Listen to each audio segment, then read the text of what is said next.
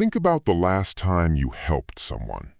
Not because you had to, not because they paid you, not because you wanted something back, but because you cared. You saw them struggling, and something inside you could not ignore it. So you showed up. You listened. You gave your time. You gave your energy. You gave advice. You forgave things other people would have walked away from. You stayed patient when they were difficult. You understood them when nobody else wanted to understand. And at first, they were thankful. They said, "I appreciate you." They said, "You are always there for me." They said, "I don't know what I would do without you." And those words made you feel valued. But slowly, something changed. They stopped appreciating your kindness. They started expecting it. The same help that once made them grateful became something they believed they deserved. And the moment you became tired, the moment you needed space, the moment you finally said no, they acted like you betrayed them. That's when kindness becomes dangerous. Not because kindness is weak, not because being good is wrong, but because the wrong people do not see kindness as a gift. They see it as access. They see it as permission. They see it as a door they can keep walking through whenever they need something. And if you never close that door, they will never stop entering. This is the dark truth behind being too kind to the wrong people. If this is your first time on The Hidden Hurts, subscribe right now and turn on the bell. This channel is about the pain people hide, the patterns people repeat, and the dark truths about human behavior that most people only understand after they've been hurt. Subscribe now, because if you're the kind of person who gives too much, forgives too fast, and feels guilty for saying no, this video may explain something you've been carrying silently for years. Let's begin with the first truth. Kindness without boundaries becomes permission. Read that again slowly. Kindness without boundaries becomes permission. Because when you keep giving without limits, some people don't see your heart. They see your availability. They see someone who will answer every call, someone who will understand every excuse, someone who will forgive every mistake, someone who will stay after being disrespected. And once they learn that you will always be there, they stop treating your presence like a privilege. They start treating it like a guarantee. That's where the pain begins. At first, they ask, then they expect, then they demand, then they become angry when you cannot give more. That's not friendship. That's not love. That's entitlement, built from your sacrifice. Many kind people don't recognize this early enough because they confuse being needed with being valued. But being needed is not the same as being loved. A person can need you and still not respect you. A person can depend on you and still not care about your pain. A person can call you important only because you make their life easier. That truth hurts, but it can save you. Because if someone only values you when you're useful, they don't value you. They value what you provide. They love your help, not your heart. They love your support, not your soul. They love your patience, not your person. And when the help stops, their real feelings appear.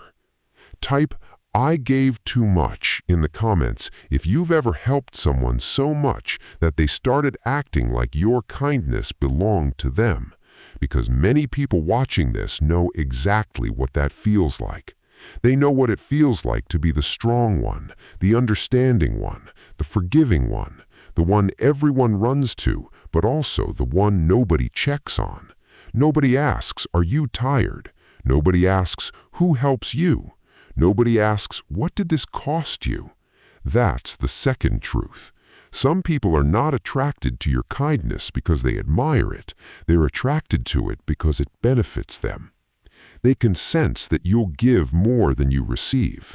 They can sense that you feel guilty when you say no. They can sense that you'll explain your boundaries instead of simply enforcing them. They can sense that you'd rather hurt yourself than disappoint someone. And people who use kindness look for exactly that. They look for hearts that are easy to enter. They look for people who forgive without seeing change. They look for people who mistake guilt for compassion. They look for people who believe love means always understanding, always giving, always staying. But real love does not require you to disappear. Real love does not ask you to carry everything alone. Real love does not punish you for having limits. If a relationship only works when you have no needs, no boundaries, no exhaustion, and no voice, then it's not a relationship. It's a place where you are being consumed. And the scariest part is, you may not notice it at first, because people who use kindness don't always look cruel. Sometimes they look helpless. Sometimes they look wounded. Sometimes they make you feel special because you're the only one who understands them. And slowly, you become their emotional shelter, their emergency contact, their free therapist, their backup clan, their forgiveness machine. But ask yourself something. Are they safe for you? Do they give you the same softness you give them?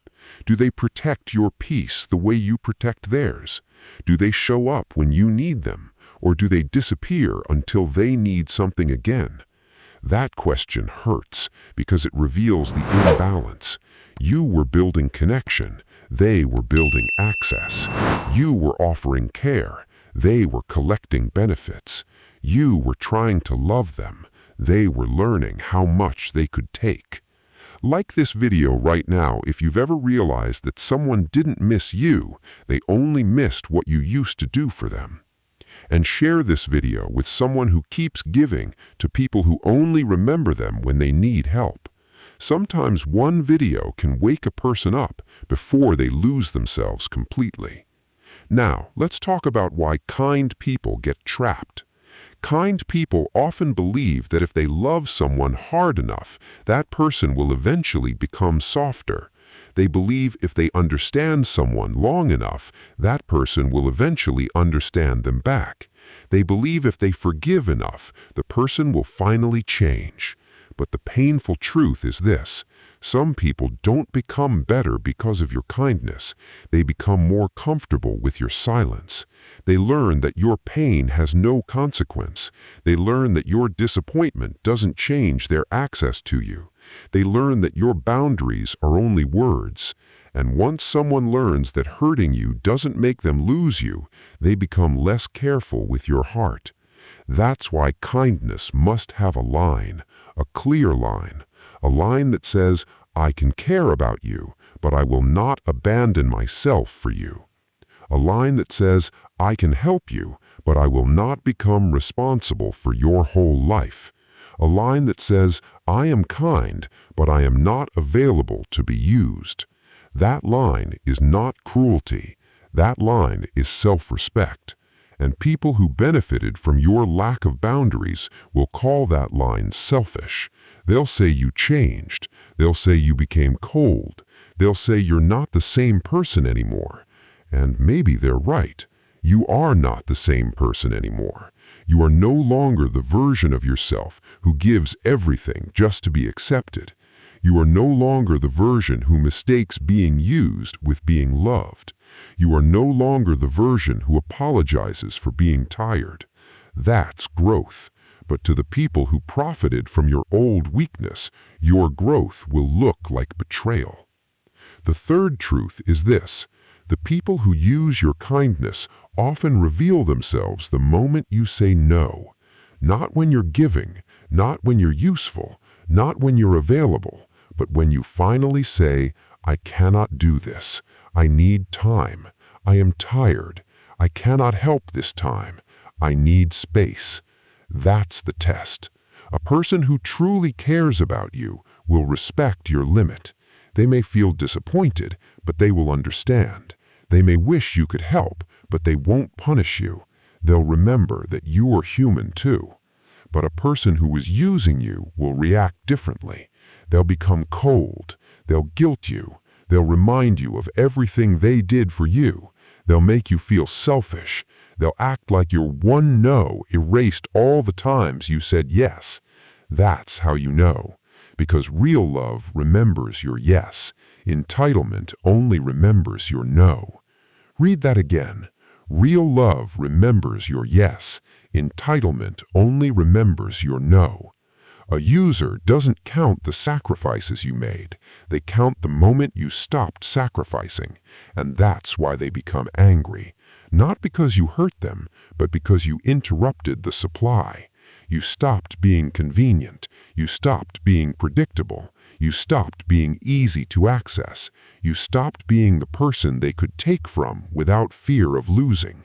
And suddenly, your kindness no longer serves them. They call you fake. They call you changed. But sometimes being called selfish by a user is proof that you finally chose yourself. Do not be afraid of that.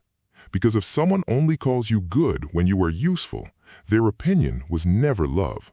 It was a receipt. Now listen carefully. This does not mean you should stop being kind. Do not let selfish people turn your heart into stone. Do not let users make you ashamed of your softness. Your kindness is not the problem. Your lack of boundaries was the problem. There is a difference.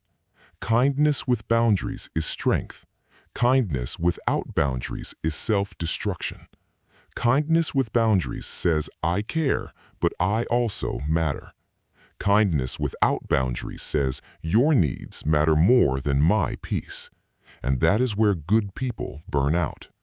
They give until they feel empty. They support until they feel invisible. They forgive until they feel foolish. They stay until they no longer recognize themselves. Then one day they look in the mirror and wonder, why am I so tired? Why do I feel drained around people I love? Why do I feel guilty for needing rest? Why does everyone need me, but nobody sees me? The answer is painful. You became a safe place for people who never became a safe place for you. You became a home for people who only visited when they were broken. You became a healer for people who never cared where you were bleeding. And now your soul is tired. Not because you are weak, but because you have been carrying people who were never trying to carry you back. Pause for a moment and think about the person who came to your mind while hearing this. The one who always needs you, the one who drains you, the one who makes you feel guilty when you choose yourself, the one who remembers your kindness only when they want more of it. Ask yourself honestly, if you stopped helping them tomorrow, would they still respect you? If you stopped being useful, would they still care? If you said no, would they still treat you with love? If the answer scares you, then maybe you already know the truth. You were not being loved, you were being used softly. And soft use can be harder to notice than obvious cruelty, because it comes with smiles. It comes with sweet words. It comes with, you're such a good person.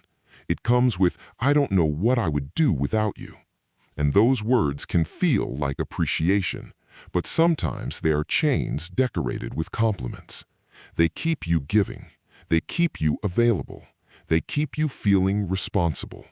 They make leaving feel cruel. But leaving a one-sided relationship is not cruelty. It's survival. Creating distance from someone who drains you is not betrayal. It's wisdom. Saying no to someone who only takes is not selfish. It's recovery. Now here's the dark lesson behind this entire video. The wrong people do not destroy your kindness by attacking it. They destroy it by exhausting it. They take a little more every time, a little more patience, a little more forgiveness, a little more time, a little more silence, a little more understanding, until the person who once loved helping others starts feeling numb, suspicious, closed, cold. not because they wanted to become that way, but because too many people treated their kindness like something free and endless. That is why you must protect your heart before it turns into something it was never meant to become. You do not need to become cold. You need to become selective. Selective with your energy, selective with your time, selective with your forgiveness, selective with your access. Because not everyone who needs you deserves you. Not everyone who asks for help respects the person helping. Not everyone who calls you kind is safe for your kindness. And not everyone who says they love your heart knows how to protect it. So start small. Stop saying yes immediately. Give yourself time. Say, let me think about it. Say, I cannot do that right now. Say, I need rest. Say, I care, but I cannot carry this for you. And then watch. Watch who respects it. Watch who complains. Watch who disappears. Watch who tries to make you feel guilty.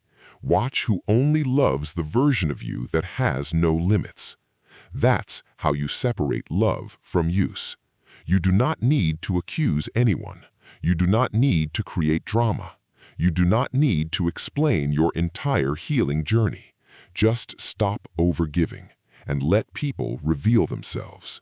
Because when you stop feeding one-sided relationships, they either become balanced or they die. And if they die, they were probably surviving only because you were carrying them alone. The final truth is simple. Your kindness is beautiful, but it's not for everyone. Your heart is soft, but it should not be unguarded. Your forgiveness is powerful, but it should not become a revolving door for people who keep repeating the same harm. Your help is valuable, but it should not be given to people who only remember you when they're empty. You can be kind and still have standards. You can be loving and still say no. You can be generous and still protect your peace. You can forgive and still walk away. Because the highest form of kindness is not letting people use you. The highest form of kindness is learning how to be good without becoming empty. So the next time someone makes you feel guilty for not giving more, pause. Ask yourself, do they love me or do they love what I do for them? Ask yourself, would they still be here if I stopped being useful? Ask yourself, am I helping from love or am I helping from fear? Because when kindness comes from fear, it becomes a prison. Fear of disappointing people, fear of being abandoned, fear of being called selfish, fear of losing love. But love that disappears when you set a boundary was never love you could trust. And once you understand that, you stop using your kindness to buy a place in other people's lives. You stop proving your worth through sacrifice. You stop giving your peace to people who only take. You stop being available to those who only love you when you are useful. Comment I matter, too, if you've ever given too much to someone who gave too little back. Like this video if it gave you clarity about someone in your life. And subscribe to The Hidden Hurts for more videos about dark psychology, human behavior, self-respect, emotional intelligence, betrayal, hidden motives, and the painful truths people only understand after they finally wake up.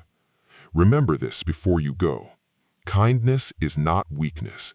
But kindness without boundaries becomes a weapon in the hands of people who know how to use you. Protect your heart, because the right people will never need you to destroy yourself just to prove that you care.